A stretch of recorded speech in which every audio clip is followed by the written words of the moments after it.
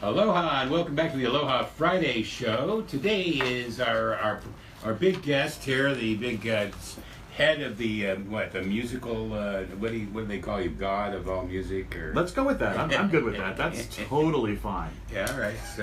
So tell us then, what are you doing with these people?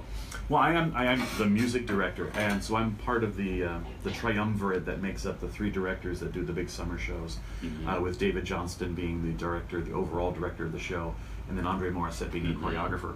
I'm the one that gets to beat these wonderful people senseless until they learn their music. Wow, that must be fun. Kind of like, you know who really ticked me off today? I'm going to work them for half an hour, make everybody else wait, or something like that. Well, no. We try to really work very well as a nice synchronized team. It works out pretty well. All right. Well, just the delight in your eye, the twinkle in your eye when you talked about beating them into submission. Yes, beating them into submission. No, there's a wonderful relish that I get from, and a delight from seeing them discover new music. And it's the same thing with when I do my chorus, but it's the same thing here when we do these shows.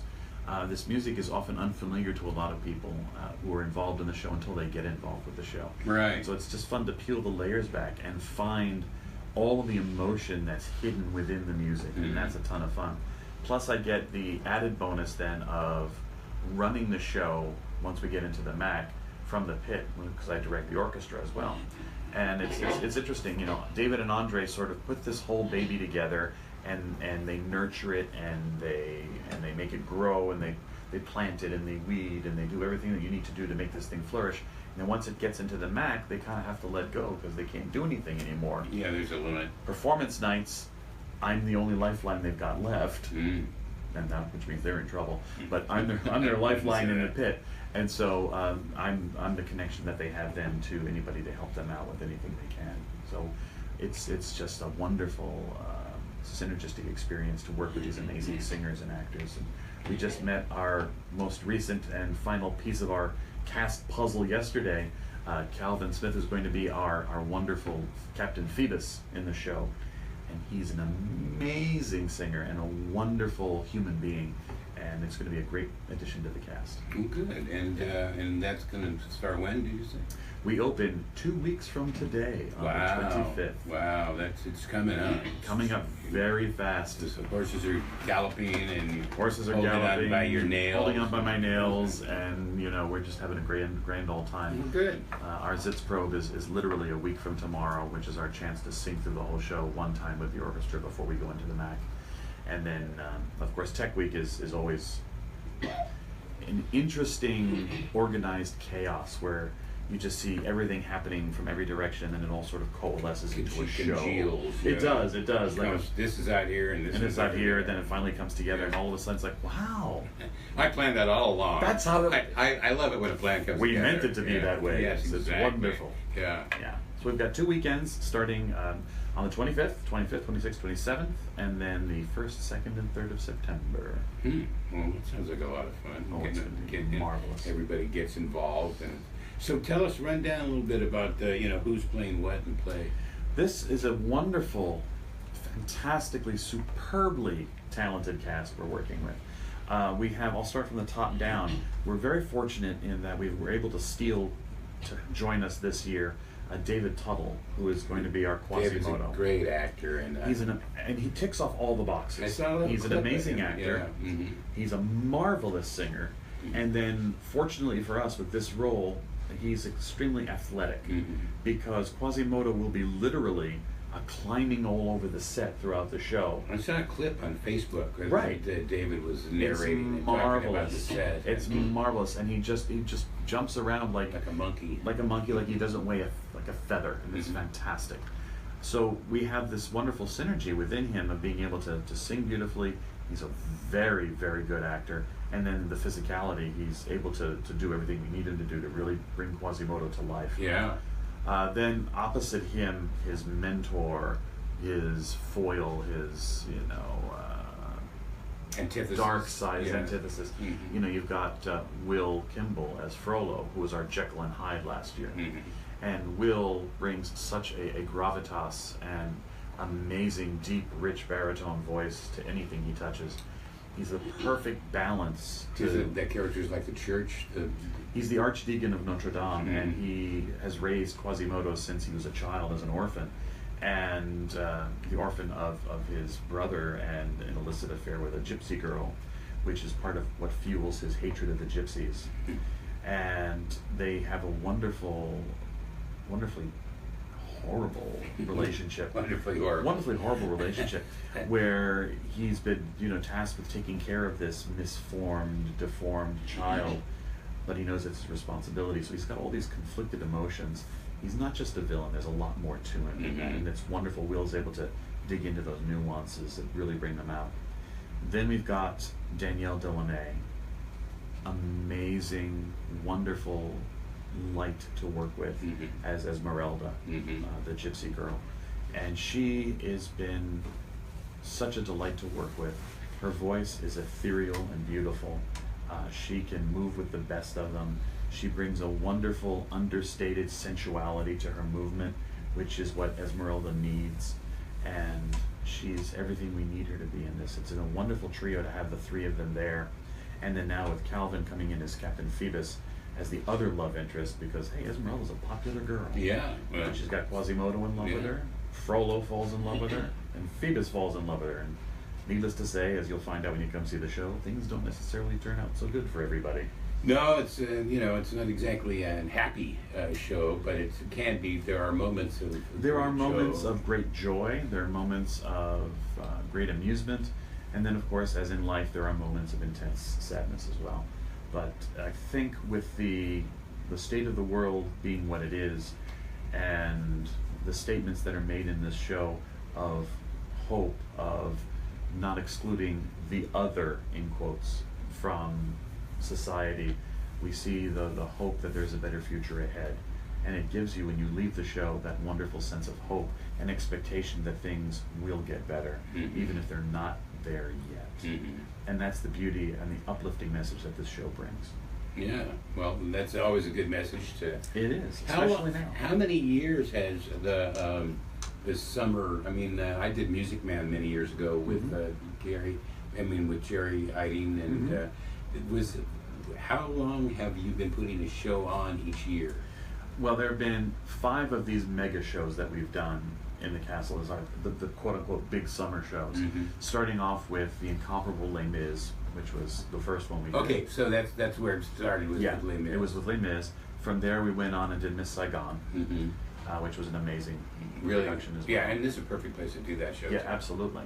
From there we went on and did Evita, which was wonderful with Amy and Eileen Gilliam. Amy. And then that's when we met Mill. Then Will was the following year when we did Jekyll and Hyde. Right. And now we're here for our 5th year with Hunchback of Notre Dame. So hopefully this tradition will continue. Now there's other exciting things going on over in Napa too, like you have a new building now. Well, yeah, 2 new buildings really when you think about it. When they're going to be doing some wonderful things. Wailuku in general, as many people may be aware, is in the process of a reawakening and a reinvention of itself. And a renaissance. And there's a wonderful push between MAPA and several of the other arts organizations that reside in Wailuku to create, within Wailuku, an arts district. So a big cornerstone of that arts district project are going to be converting those 2 buildings that MAPA has now acquired into a campus. And so you have the old dollar store Pink building, which they've had as forever as their dance studios. Then literally across the street is going to be turned into a black box theater, which will give us a smaller size. And the restaurant's going to still be there? Well, that's the Promenade building. We're going to get to that in a minute. Oh, okay. You're ahead of the game here. The other building right next door to that, to the left, is going to be a smaller black box theater, probably just a few hundred seats in there. That's on Main? On Main. Okay. Yeah, it's right on that street.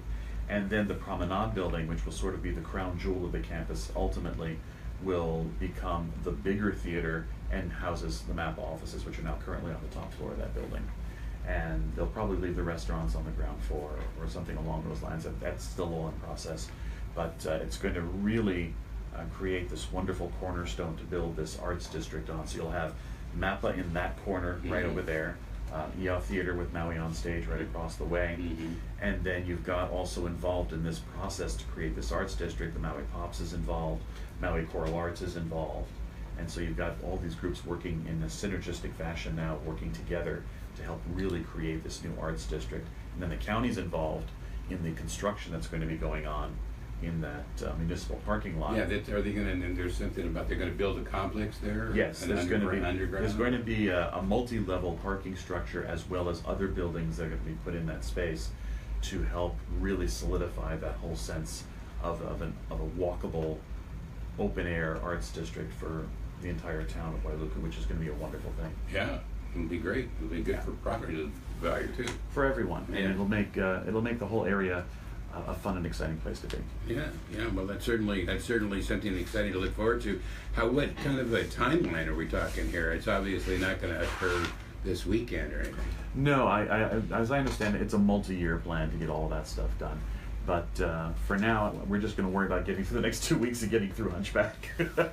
Yeah, that's our biggest concern right now. But that's going to be an amazing process to watch unfold as it grows over the years, with architects and planning and all that. Oh yeah. It'll take a while. Certainly. And a lot of generosity from what it seems to be people in the community who are able to and have the opportunity to be able to help support something like that.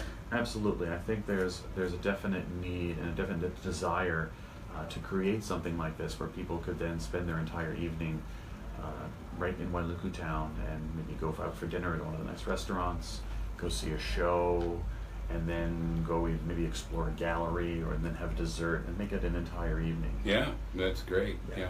All right, well, we're going to take another break, and we'll be right back after this. Special report about a major archaeological Did you bring the music? No, we don't need to spoil too much. People hear clips of it all the time. That's fine. I don't need to hear any more. Okay. I was kind of counting on it, but you're just gonna have to talk another 15 minutes. I have no problem running my mouth. Okay. All right.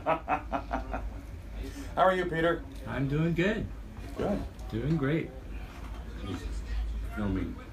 Well, I think we're Facebook Living right now. We're actually live on the air. Live on the air. We're live on the air right now. Where's the camera? Oh, it's in his hand. Oh, it's in his hand. Yep. Hi. This is what he really looks like. Yeah, it's here. The man behind the voice. And behind the beard. He doesn't have a beard. No beard. I walked No in, beard it's like, anymore, where's and- Joel? Yeah. And then all the Disappeared. yeah. That'd be like if you just are part of the action. Absolutely, And- they're and actually they- the movement of these things turning are buildings choreographed. around, yeah. Andre choreographs Yeah. the set pieces Have to. to move along with the music, With actors. and it's mesmerizing. And one of the unique things about this method is it allows you to stay in the story from the start of the show to the finish. Mhm. Without having a blackout until intermission. There's nothing to jar you out of the continuity of the storyline. And so once you're immersed in it, you're immersed in it all the time. And it really makes you more invested in what's going on stage. And then, of course, there's just the spectacle of having these 30-foot high, pieces of set just flowing around like they're on David air. scampering up and down and back. And he is, and just underneath jumping around yeah, and flying around and swinging from swinging ropes. on ropes And it's wonderful. Now, the interesting thing this year is, in addition to having an extremely talented core of principal singers and an amazing, hardworking ensemble, Yes. this show also has an on-stage choir, which is separate from all that. And they basically are part of the storyline. part of the storyline, part of the choir, or set, something basically. Like that. Oh yeah. They act almost as a Greek chorus type of situation. Oh, okay. Where they help move the story along as a narrator, Mhm. and as well as passing judgment on what's happening in the storyline. And they are going to be installed in the set, Wow. as part of the set in choir stalls, basically, Mhm. in the back of this whole Notre Cathedral sets that we're building. Mm-hmm. And we've got almost 40 people just in this choir. Mm-hmm. So it's going to create an amazing wall of sound to complement the other 30 people who are in the ensemble, which helps make this thing an enormous cacophony, but in a good way, Wow. of sound that's going to be coming out to the audience. And they've been great. They've been rehearsing separately, and I'm not working with them separately, and now we're all starting to put all that together. So you've got ensemble, choir, principals, orchestra, and And you're directing all of that, right? And I'm doing my best Coordinating. to coordinate all of that. And they're doing such a great job of giving of their time and their energy and their amazing talents to make this all come to life. And the music's beautiful. So how many days do you have before, how many days do you have on site before you open? The way it usually works with us is, we prep outside for between 12 to 15 weeks of getting everything together. The first 3 or 4 weeks is prepping of music first, and then we start blocking the show, so the music is sort of in our pockets already. Right.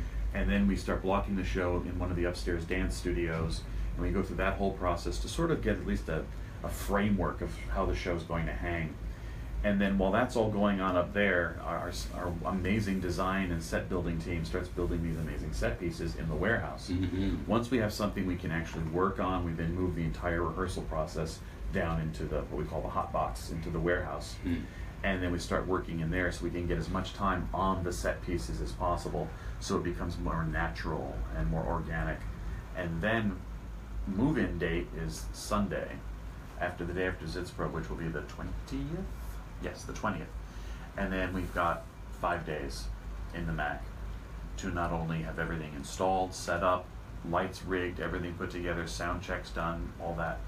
That's when we then do the hard work of then doing the finalizing and the polishing and everything else until opening night, which is a lot of fun. A lot of fun and a lot of work. A lot of work. I mean, you've done many shows, so you know why it's called Hell Week. It's just...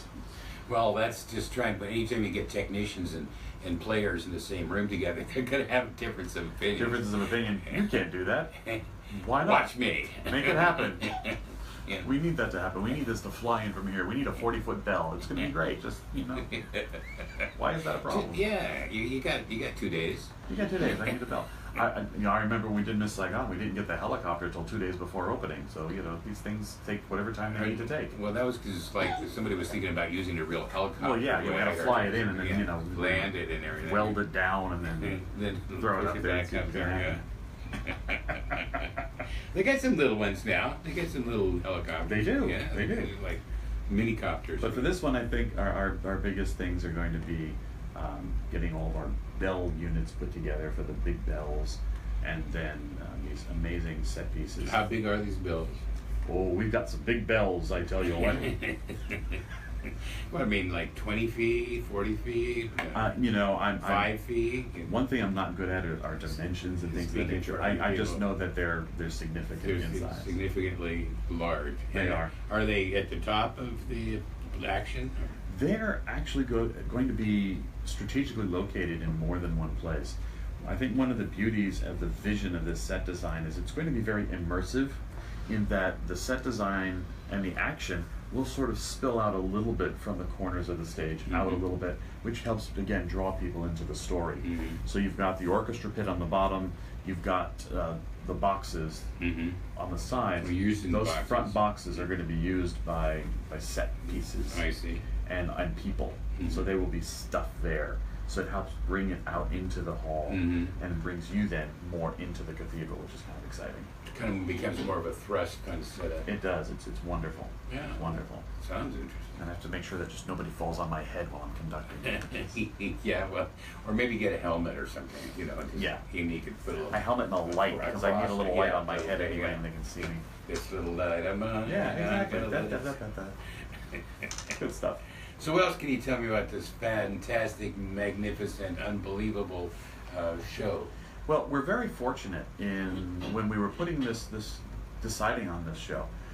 The process is always very interesting because David, Andre, and I then go off at the end of every summer. We all do our own thing. I've got Maui Choral Arts, which keeps me busy. Yeah. And all those other things.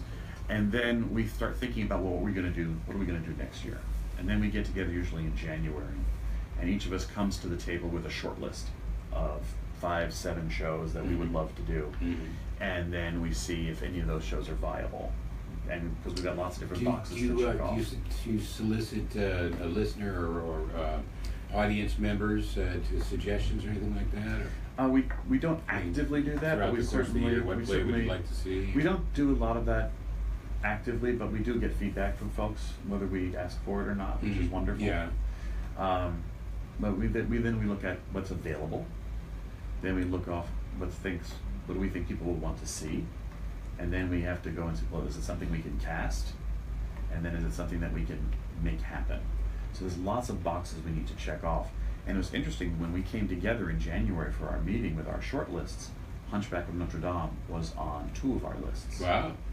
So that was amazing. Good indication. Having not even spoken to each other about it, that we had both come to the same conclusion, which was great. Yeah, and it makes it a little easier to move together. Absolutely. And one of the nice things about this show, and I think one of the reasons it will have a great appeal to the audiences that we're going to present it to, is it started musically with the Disney film. Mm-hmm. And so you've got, first off, you've got this great work of literature, the original Victor Hugo, which is a wonderful classic of literature.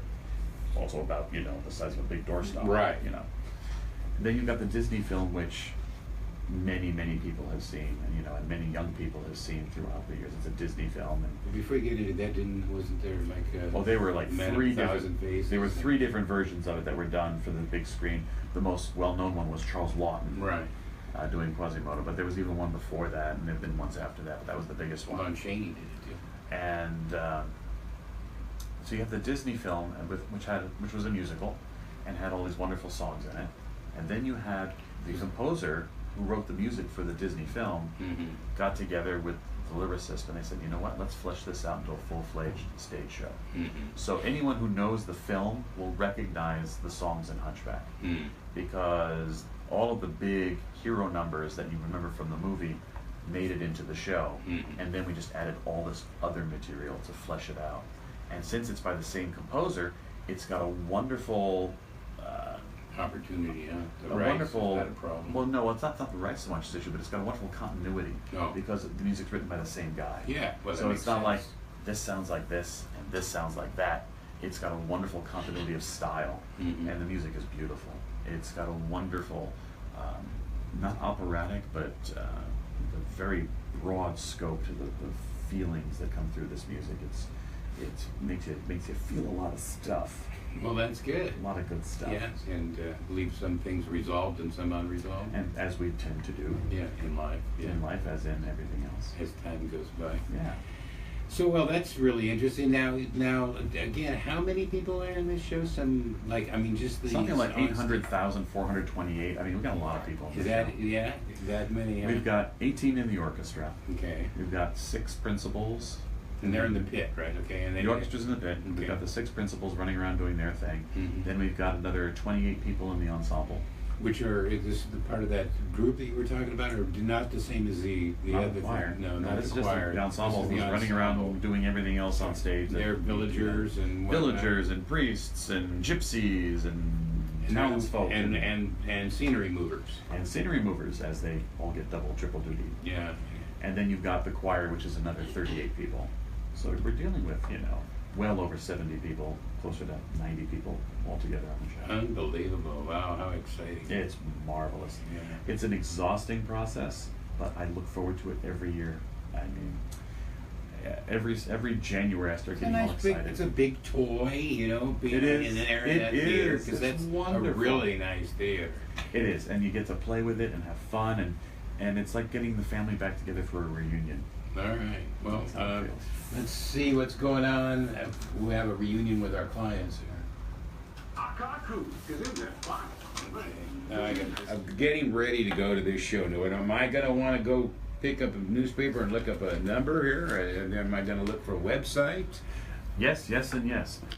Tickets are available right now at the Maui Arts and Cultural Center, which you can order them online at mauiarts.org, or you can call them at 242-SHOW, that's 242-7469, and the tickets are wonderful, and there's great seats available, but they're going fast. Yeah. So you don't want to wait till the last minute to get your tickets, because these shows do sell very quickly. Yeah, and if you go now, you'll have more choice. Absolutely. Some people, love to be down on the floor. Some people love to be in the mezzanine. Mm-hmm. Wherever your best theater experience is for you, if you want to have that best choice, you should get your tickets now. Yeah, just go to the telephone and dial 242-SHORE. Sure. Sure? Sure. Show. Show, don't you know? That's Show. it. That's interesting. It says I get older and my mind, pieces of my brain fall out. Well, you know, you pick them up as you go. It's fine. If you don't stumble over them. Absolutely.